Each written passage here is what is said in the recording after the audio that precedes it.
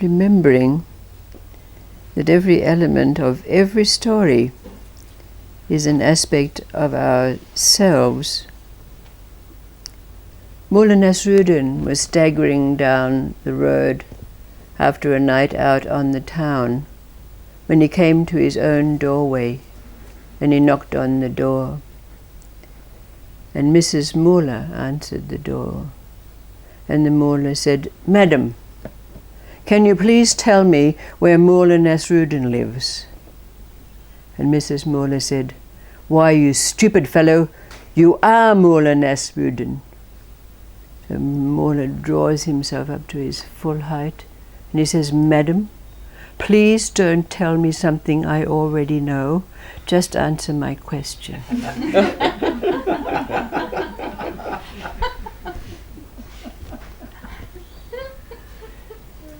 So also Mulla Nasrudin goes to the doctor. He's got a terribly swollen ankle. And his doctor goes, "Oh, tut, tut, tut, tut, tut. When did this happen?" And the Mulla said, "About 3 months ago." And the doctor said, "Why, this is a badly broken ankle. Why didn't you come to me sooner?" And Mulla Nasrudin said, "Well, every time I told my wife that there was something wrong, she told me to give up smoking."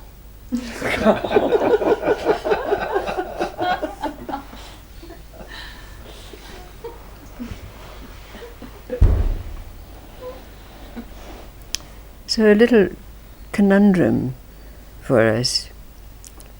There was a certain very, very rich man, but he wasn't happy. With all his wealth, he didn't have happiness. So he decided that he would go and seek a spiritual master who could teach him happiness. But then he thought to himself, well, what am I going to do with all of my wealth? So he gathered it all up, all his gold coins, and he put them in a bag, and he carried them with him, with the intent that when he came to the spiritual master, that he would give all his wealth to him.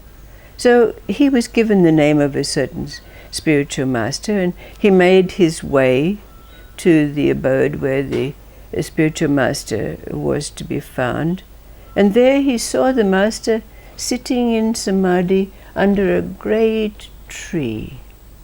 So he approached the spiritual master, and he placed his bag of gold coins at the feet of the master.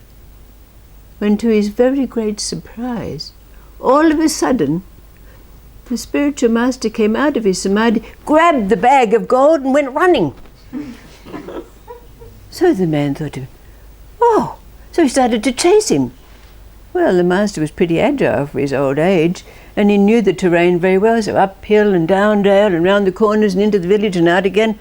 And the poor rich man, he couldn't keep up until finally the master disappeared out of sight. So the man didn't know what to do. He thought, what am I going to do? So he decided to go back to the place where he was. So he went back to the place and where the tree was, where the master had been sitting, and to his very great surprise, there was his bag of gold under the tree. And there was the master hiding behind the tree. The master looked out and said, well, how do you feel now? And the man said, oh, I'm happy. I've never been so happy in my life. I'm the happiest I've ever been. And the master said, well, that's because.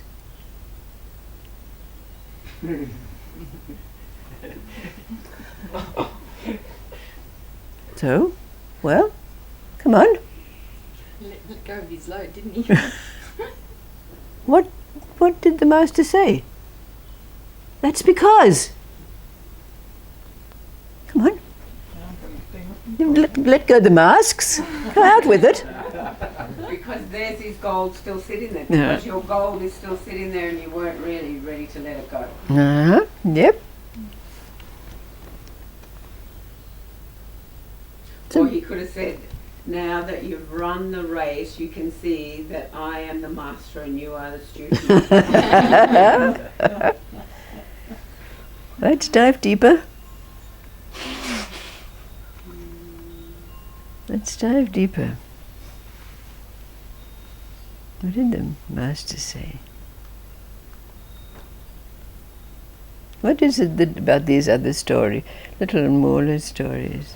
Let me put them all together.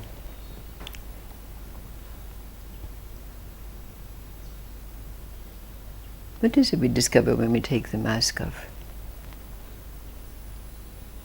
That what we're looking for is already there. That's right, I'm right. Been there all along. It's like we try to find our way, only to realise that we've already gone away. You're already there.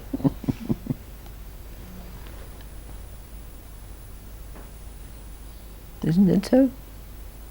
What have we discovered behind that mask? Thank you, thank you.